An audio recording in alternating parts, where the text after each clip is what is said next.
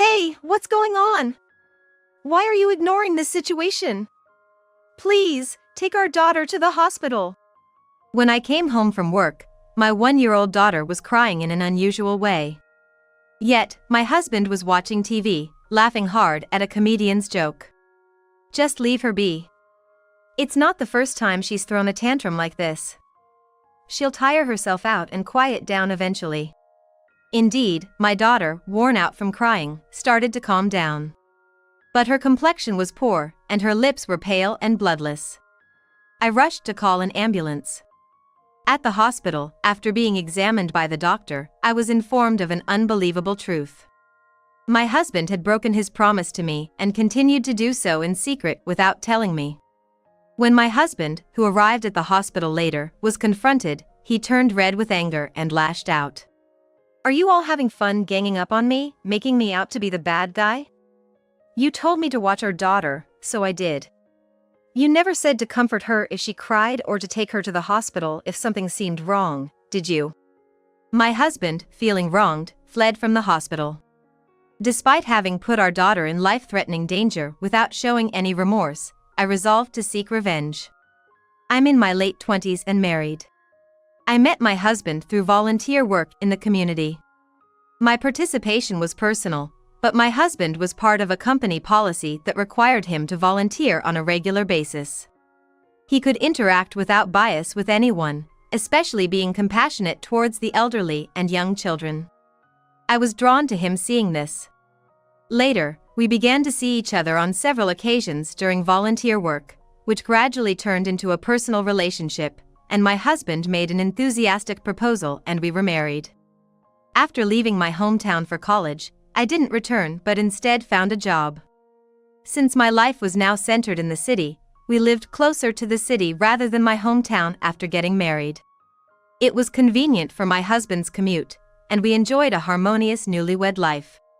Having my in-laws closer than my own parents was a bit of a concern, but I got along with them without any problems. Especially, my father-in-law, who continued practicing judo he started when he was young, even now as he approached his 60s. Actually, I also had a phase during my childhood when I was devoted to martial arts, so I had a lot in common with my father-in-law. After getting married, I soon became pregnant. A year and a half into our marriage, I safely gave birth to our daughter, and our happy days increased with the new addition to our family. During my first childbirth, not only did my in-laws and my parents come to support me, but my husband was there too, making me feel cherished by everyone. And I thought our daughter was lucky to have so many people looking forward to her birth. I wondered if I would ever tell her about this time when she's grown up. But the happiness didn't last long. It came to light that the amount of savings and the annual income my husband had shown me before we got married were falsely declared. Regarding the savings, I thought we could overlook the bragging and the lies since we could increase it together from now on. However, I really wished he had been honest about his income. Before I took maternity and parental leave, we were both working, so I hadn't been very aware of his low earnings. But when I am on leave from work to raise our child, my portion of the income is reduced, and it is slowly starting to affect our lives. It would have been okay if it were just the two of us. But with a family member added, it became clear that we couldn't make it on my husband's low income. Kids get more expensive as they grow. Thinking about the future, I couldn't stay relaxed and returned to work as soon as our daughter turned 1. I would have liked to return to work sooner. But it took me half a year to find someone to take care of my daughter. Spending my days feeling guilty for leaving my daughter in daycare to work was something I couldn't get used to. Because I didn't want my daughter to feel the same loneliness I did, I had hoped to be a stay-at-home mom until she reached middle school if possible. My mother was a working mom, and from a young age, I was always left at my grandparents' house or in daycare during the day. I felt lonely, but I never resented my mother. She would always make time to see me after coming home from work, no matter how tired she was, and would spend time with me. My father was the same. I felt very loved by my parents. I told myself that if my mother could do it, so could I. No matter how tired I was or how late I returned from work, I always made spending time with my daughter my top priority and showered her with love. My husband seemed to have a job with flexible hours, with no overtime or weekend work, which gave him a lot of free time. When I went back to work, he increased his hours of working from home. The responsibility for taking our daughter to and from daycare fell more on my husband, but he never complained and took an active role in parenting. Realizing once again that my husband loves working for others made me glad I married him. He even volunteers on some weekends. As our daughter grows a bit more, I find myself wanting to resume my community volunteer work. Then, one day, as I came home from work and was changing our daughter's clothes, I noticed a bump on her head. It wasn't there when I changed her this morning, so something must have happened while I was away. When I asked my husband, he said she had bumped her head on the corner of a table leg. Given the size of the bump, she must have cried a lot from the pain. Plus, since head injuries can be tricky and not always apparent from the outside, I naturally thought he had taken her to the hospital. To the hospital for just bumping her head a bit? That's an overreaction, my husband said with a laugh. I lost my cool and snapped back at him. Even adults are told to get checked out after hitting their heads, so why would my husband, with no medical expertise, decide on his own? Then, my husband got defensive, saying why should he be complained at when he was looking after her while working from home? If you're gonna say that, then don't stay late at work and come home for our daughter. Or rather, as her mother, shouldn't there be things more important than earning money? I was furious but held back. Saying more would only escalate the fight. After all, if my husband earned more, this wouldn't be an issue. If there's no overtime, he could work a part-time job in the evenings or even switch to a company that pays better. Parenting is just beginning. With a long road ahead, is this really okay? I've become increasingly anxious about my husband's laid-back attitude. Since this incident, I've started to avoid leaving our daughter with my husband and have taken on her care as much as possible. My company showed understanding towards married women. They even turned a blind eye when I needed to step out temporarily from work. But I couldn't say I can't work overtime too many times. While juggling daycare schedules, I made an effort to perfectly balance work and parenting. During such a life, after about 2 months, there was a funeral in relation to work that I absolutely must attend. An important client who had been very helpful to us had passed away, and I needed to show my face. It was so sudden that I couldn't arrange for weekend childcare, so I reluctantly left my daughter with my husband. After the previous incident where my daughter bumped her head, we went to the hospital together the next day to get her checked. Although it turned out not to be as serious as I feared, the doctor warned us sternly not to take our eyes off her as it might not end so lightly every time. Given that, it seemed my husband had reflected quite a bit. When I asked if I could trust him this time, he assured me there wouldn't be a repeat of the same mistake. I decided to trust his words and left it in his hands. Still, I couldn't shake my worries and called my husband soon after I left home. I checked in again before entering the funeral home, worrying that too many calls might make him snap at me, but I couldn't help it. However, this time, my husband didn't react poorly to my persistent checking and kindly reassured me, calling me a worrywart. I told myself that as a father, he must be growing too, and it would be fine, before I entered the funeral home. After attending the funeral until the end, I was still concerned about my daughter, so I decided to head straight home. A coworker who is also a housewife offered me a ride, which I gratefully accepted, because it would get me home faster. After being dropped off in front of my house and watching the car drive away, I entered my home. Then, I heard my daughter's crying coming from the living room. Rushing there, I found her lying on her back, crying loudly. But my husband, instead of comforting her, was absorbed in the TV, occasionally letting out laughs. "Hey, what are you doing?" I yelled, turning off the TV he was watching. Annoyed, he snapped back that I was ruining the good part and snatched the remote from my hand to continue watching. As if he was protesting me yelling at him, he turned up the TV volume even louder. Then, my daughter's crying gradually became quieter. I immediately realized it wasn't just because of the TV's volume. Her complexion was getting worse, and she seemed to have trouble breathing. "Please, Get the car ready now. I could drive, but being a novice driver, I didn't have much confidence. After all, we hadn't sold the car, despite my husband's salary not being enough for a family of 3, thinking it would be handy in case something happened to our daughter. It's not like she hit her head today, it's just fussiness, right? Just leave her be. Look at her face and tell me to leave her. Just take us to the hospital, that's all. All right, after this show ends, I'll go. My daughter's lips had lost all color. I felt her breathing become more labored. Deciding I couldn't wait for my husband to act, I called for an ambulance. I grabbed only what was necessary and rode in the ambulance when it arrived. I requested the pediatric clinic that took care of my daughter. But due to it being late on a holiday and not equipped for emergencies, we had to look for another hospital. The ambulance wouldn't leave until a destination was confirmed. After being turned away by a couple of hospitals, we finally found a general hospital in the next town willing to take us. During this time, my husband was still engrossed in the TV, showing no interest in us. I told him I would call him once we reached the hospital, and left with my daughter alone. Upon arrival, the on-duty doctor examined and treated her. I had a prejudice against on-call doctors, akin to part-time physicians, and honestly, I was worried. But the doctor conducted a thorough examination and quick treatment. The doctor prefaced by saying it could have been quite dangerous if we were any later, but after the treatment, reassured us, she's safe now. I felt a sudden relief and nearly collapsed. A nurse approached me, saying the doctor would explain the situation. My daughter would stay in the hospital overnight for observation. The doctor started with the conclusion. It turned out that her daughter had accidentally ingested an e-cigarette.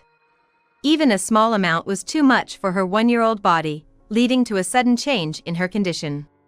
When asked if anyone in the household smoked, I reflexively shook my head no.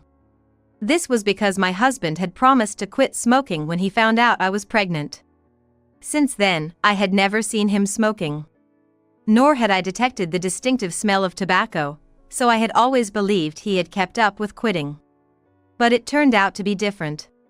He had been smoking in secret, careful not to get caught. Though I initially shook my head no, I corrected myself, acknowledging the possibility that my husband might have smoked without my knowledge. Then, my husband arrived at the hospital, looking lethargic. The moment I saw him, I couldn't hold back from confronting him. Why have you been sneaking around smoking? If you're going to hide and smoke, at least don't do it around our daughter. What? What's with the sudden outburst? It's fine now, isn't it? The pregnancy is over. That's not the point. My husband further trivialized our daughter's condition with an indifferent remark, suggesting everything was fine since she was safe. That's when the previously silent doctor raised his voice. I'm not here to interrogate you on why you smoked in secret from your wife. However, children are curious and tend to put everything in their mouths. It's common sense for a father to keep anything that might be ingested out of reach. He also sternly reprimanded my husband for not imagining the harm, even a small amount, could do to a 1-year-old, in an era when the dangers of tobacco are well known to adults. Why am I being blamed like this? This is ridiculous. Embarrassed or perhaps wounded in his pride by the doctor's scolding, my husband's face turned red. And he sulked away, eventually fleeing the scene. Honestly, his absence posed no problem. Moreover, without him around, perhaps my daughter could sleep more peacefully, considering he hadn't been there to help when she was suffering. Right now, I felt that my priority shouldn't be chasing after my fleeing husband, but to stay by the side of my daughter, who had endured so much pain in her small body. The next day, when the pediatrician examined her, we decided on a bit more observation and an extended hospital stay. While the on-call doctor had deemed her ready for discharge, considering I worked during the day, it made sense to keep her under full-time hospital care for now. I went home for a bit to prepare for my daughter's hospital stay and found it difficult to go to work, so I called in sick. When I got home, there was no sign that my husband had returned since he left. Had he just sulked and come back home, maybe there would have been room for a redo. But he pretended not to see it, not even feeling bad about what he did to his daughter, and when it was pointed out to him, he got upset and ran away from home. His actions were on par with those of a middle schooler. I was appalled. My daughter's recovery is the priority now, but once that's over, I've strongly considered divorcing my husband. However, 3 days passed, and my husband hadn't returned. I had no clue where he might be, despite looking everywhere I could think of. By the 5th day, I couldn't stand it anymore and contacted my in-laws, telling them everything that had happened. After hearing from me, my in-laws found out that my husband was at least showing up for work and ambushed him at his workplace. In fact, I had called his company the day he didn't come home. But they said he hadn't come in. Whether he instructed them to say that to my calls or he truly hadn't shown up, I didn't know, but I was relieved to hear he was at least safe. He might be a failure as an adult, a husband, and a father, but the thought of him dying out there would be too much for me to bear. Even if his actions were problematic, splitting up in anger isn't something I'd feel good about. And disappearing without even apologizing for his treatment of our daughter felt cowardly. However, he couldn't escape my mother-in-law, who had a background as a track and field athlete in her student days. And then he was firmly pinned down by my father-in-law. My husband resisted desperately, but he was no match for my father-in-law. When my in-laws brought him back, my husband's suit was tattered. They had also been fully informed about how he treated our daughter and had given him a thorough dressing down. My husband was completely demoralized and deflated by the time they caught him. After fleeing from the hospital that day, he had never gone home but instead went straight to a hotel. He apparently got new clothes there. Where he got the money for that, I wanted to question, but more pressing was his behavior towards our daughter. Weren't you worried about our daughter? Even if you didn't want to face me, couldn't you have checked with the hospital during my absence and come to visit her? An amateur like me wouldn't make a difference, right? Illnesses and injuries should just be left to the doctors. It's not about that. Didn't you feel worried as a person, as a father? I understand that not everyone develops maternal or paternal instincts upon becoming a parent. But to not even worry as a human being, what does that mean? Was your enthusiasm for volunteer work just for show? I'm more disappointed by your lack of human emotion than your absence of fatherly instincts. I'm sorry, but I don't think I can do this anymore. Let's get a divorce. Divorce? Isn't that an overreaction for such a small thing? Besides, it was our daughter who put it in her mouth because you didn't discipline her properly. I wish I could spend more time teaching and raising our daughter slowly. Moreover, it's far easier for an adult to be cautious than to discipline a young child. I wanted to blame it on my husband not being more responsible or his poor earnings. But saying that felt wrong. As I struggled with how to persuade him, my father-in-law, who had been quietly listening, finally spoke up. Enough is enough. The real issue is your lack of patience. Apparently, my husband once worked for a company that paid better but couldn't handle the intense workload and resigned to join his current company. The conditions were no overtime, no business trips, no transfers, and no work on holidays. He chose this company wanting to make meaningful use of his personal time, even though it meant his salary wouldn't increase. When we got married, my in-laws were surprised I decided to marry him despite his income. Today, it's outdated to expect the husband to be the sole breadwinner. It's not bad for the one who can earn to do so and the other to take care of home responsibilities. It seems they thought we had married with that understanding. You get into trouble because you pretend to be more than you are. Marriage means taking on your partner's life as well. You don't have the right to have a family if you're not prepared for that.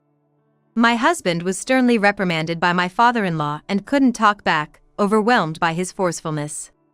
He was told he needed a serious attitude adjustment and that if he wanted to continue the marriage, he should attend the dojo daily.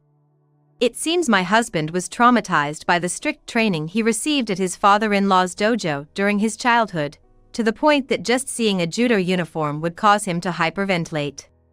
Preferring divorce over reliving that nightmare, he muttered about getting a divorce under my father-in-law's pressure, and we were able to smoothly proceed with it. Sometime after the divorce, my husband contacted me. During the divorce, we agreed that instead of a lump sum, he would pay child support monthly until our daughter turns 20. My in-laws have been strictly monitoring the payments, and so far, there have been no delays. But when my husband contacted me, hinting that the payments might become difficult, I thought it was about the child support and answered the phone. Actually, my colleague saw me being pinned down with a grappling technique by my dad. It turned out to be quite the spectacle, becoming a hot topic at my husband's workplace. Feeling humiliated by my father-in-law, he confided to his colleague that it was just a minor incident that everyone blew out of proportion regarding what he did to our daughter. He even said, "I was just looking after my daughter because my wife asked me to, and then I got scolded, which was really inconvenient for me." Indeed, I had asked him to make sure our daughter didn't fall or bump into anything, to watch her carefully. That doesn't mean just to look after her in a passive sense, but my husband explained it as if he was just watching because I had asked him to. However, that backfired. His colleague ended up saying, "Man, you're lame. That's like saying you were told to watch a bag but didn't chase the thief because you weren't specifically told to retrieve it if stolen.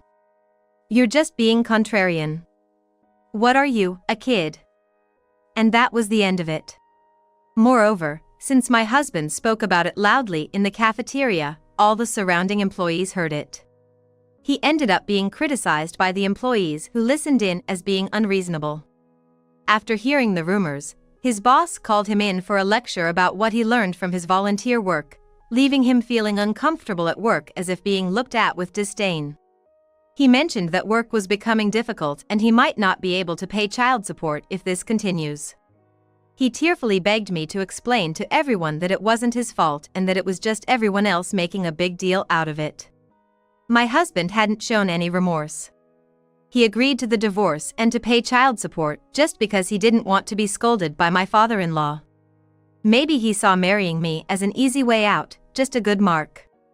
Our marital life was mostly supported by me anyway. "You've never apologized to me or our daughter, have you?" "I don't recall being thanked either." "Why should I listen to your request? I agreed to the divorce and the child support, didn't I? What more do you want from me? Come on, it's your turn to do something for me. After all, I got a lot of flack from your dad because of you." Listening to my husband's reasoning only gave me a headache. I told him not to call me about anything other than child support ever again and hung up. But he called back persistently, begging me to help. I was so annoyed that I told him my father-in-law was currently visiting, and with that, the persistent calls stopped. Later, I heard from my in-laws that my husband felt so out of place at his job that he resigned on his own. My husband, lacking technical skills, managed to find a new job but only at a company with even lower wages. He sought financial help from my in-laws, but my father-in-law firmly rejected him.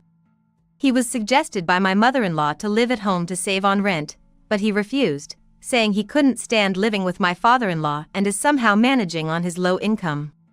However, things became tough, and he reached out to me. He wanted to reduce the child support amount, claiming it was a significant burden. "You have nothing else to offer our daughter but money, so at least do that much.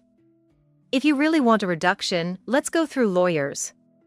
But know that I won't agree to a decrease even if it goes to court." I also warned him that if payments were delayed, I'd sue to recover the funds, and he decided it was better to keep paying the agreed amount on time than to cover lawyer fees. I moved back to my parents' house and am balancing parenting and work with their help. My dad got rehired for 3 days a week at the company he worked at until retirement, saying he's still capable of working. My mom retired early for my daughter. I felt bad for my mother, who loved her job, but she wanted to do for my daughter what she could not do for me. "Don't worry, it's just my self-satisfaction," she said, always by my daughter's side to ensure she never feels lonely. Coming home to someone waiting feels comforting. Seeing the lights on at home brings me peace. The family I always longed for is now right in front of me. Returning home has allowed me to focus more on work than ever. Though the commute to the office increased, I was eventually transferred to a branch closer to my parents' home. I'm still in touch with my in-laws. We talk directly or share videos of my daughter's growth remotely, watching over her together. Our shared hope is just one thing: for our daughter to grow up healthy and happy.